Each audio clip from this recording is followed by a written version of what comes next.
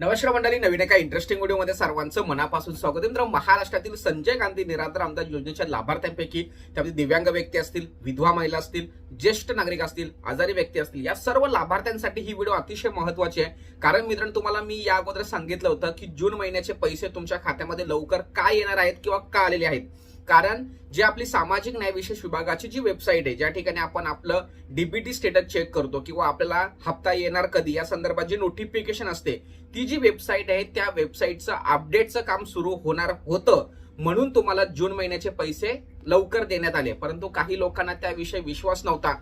पण आता तुम्हाला या व्हिडिओच्या माध्यमातून मी प्रूफनुसार दाखवू शकतो की 1 तारखेपासून ही वेबसाईट या ठिकाणी बंद करण्यात आली आहे. बंद म्हणजे काय, तर तात्पुरत्या स्तरावरती बंद करण्यात आली आहे आणि त्या वेबसाईटमध्ये अपडेटचं काम सुरू आहे.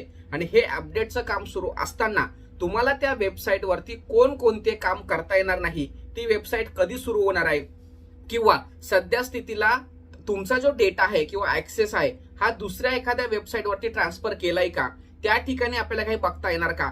जे काही आपल्या सामाजिक न्याय विशेष विभागाची जी वेबसाईट आहे, ज्या डीबीटी पोर्टल आहे, त्या डीबीटी पोर्टलच्या संदर्भात जो काही अपडेटचा जो विषय सुरू आहे त्याविषयी संपूर्ण सविस्तर माहिती या व्हिडिओच्या माध्यमातून तुम्हाला मी समजावून सांगणार आहे. पण व्हिडिओ शेवटपर्यंत बघायचे. चॅनलवरती जर पहिल्यांदा आला असेल तर चॅनलला नक्की सबस्क्राईब करा, कारण अशाच महत्त्वपूर्ण अपडेट आपण या चॅनलवरती देत असतो.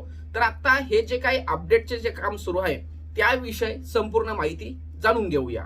तर मित्रांनो, तुमच्या मोबाईलमध्ये तुम्ही SAS महाआयटी ही जी वेबसाईट आपण या अगोदर वापरत होतो, ती वेबसाईटची लिंक तुम्ही गुगलवरती ओपन केल्यानंतर तुमच्यासमोर असा एक डॅशबोर्ड ओपन होतो. आणि या ठिकाणी राज्य सरकारने प्रशासनाने एक नोटीस दिलेली आहे आणि त्या नोटीसमध्ये स्पष्टपणे सांगितलेलं आहे की महत्त्वाची सूचना, महाडीबीटी पोर्टलवरील मॅट्रिकोत्तर 54 आणि मॅट्रिक पूर्व 15 संजय गांधी श्रावणबाल म्हणजे आपलं जे काही सर्व योजना, त्याचबरोबर मुख्यमंत्री वयश्री योजना, अशा एकूण 72 योजनांच्या सेवा तात्पुरत्या स्वरूपामध्ये या ठिकाणी उपलब्ध असणार नाही. आणि या ठिकाणी बघा काय म्हटलंय, प्रति सर्व विभाग, संस्था आणि अर्जदार महाराष्ट्र शासनातर्फे सुधारित सेवा, अधिक कार्यक्षमता व थेट लाभ हस्तांतरण योजनांची सुविहित अंमलबजावणी सुनिश्चित करण्यासाठी विद्यमान महाडीबीटी पोर्टल आता महाडीबीटी 2.0 या नव्या स्वरूपामध्ये अद्ययावत करण्यात येत आहे.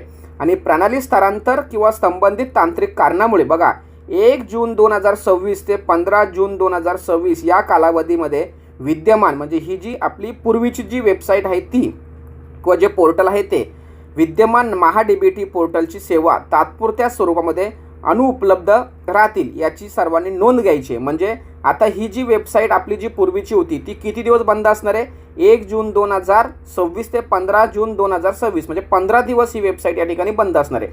आणि ही वेबसाईट बंद असताना कोणकोणत्या गोष्टी आपल्याला करता येणार नाही, तर या ठिकाणी नवीन जे अर्ज आहेत ते स्वीकारले जाणार नाही किंवा नूतनीकरण होणार नाही. अर्जाची छाननी म्हणजे तपासणी केली जाते, ती तपासणी सुद्धा होणार नाही. देयके तयार केली जाणार नाही. देयके तयार केली जाणार म्हणजे कोणतेही वितरण होणार नाही. बघा या ठिकाणी मी स्पष्टपणे म्हणतो, कोणतेही डीबीटीच्या माध्यमातून पैसे लाभार्थ्यांच्या खात्यामध्ये वितरित होणार नाही. म्हणून तर जून महिन्याचे पैसे लवकर दिले, आता तरी कळलं असेल ना.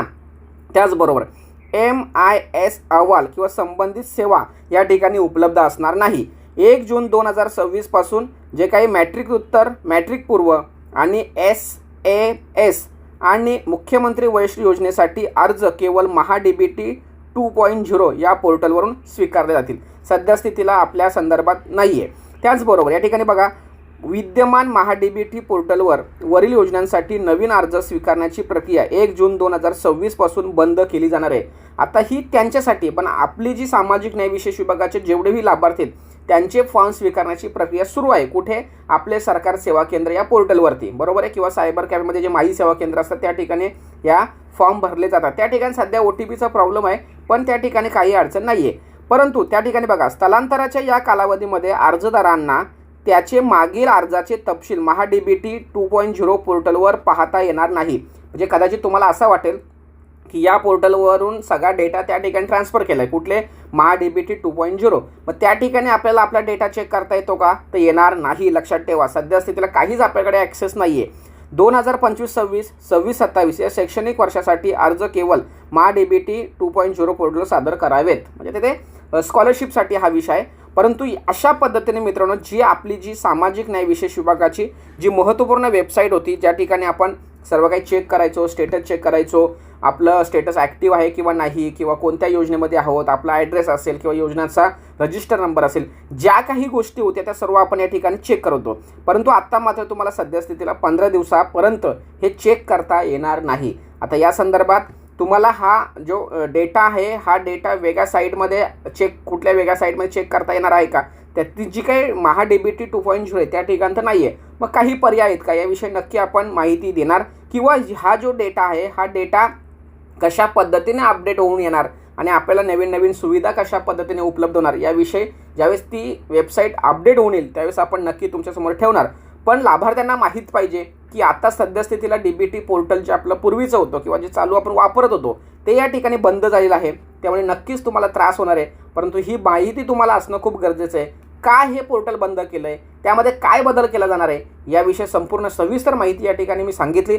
सदर व्हिडिओ सर्वांना शेअर करा. भेटूया पुढील व्हिडिओसह. तोपर्यंत धन्यवाद. जय हिंद, जय महाराष्ट्र.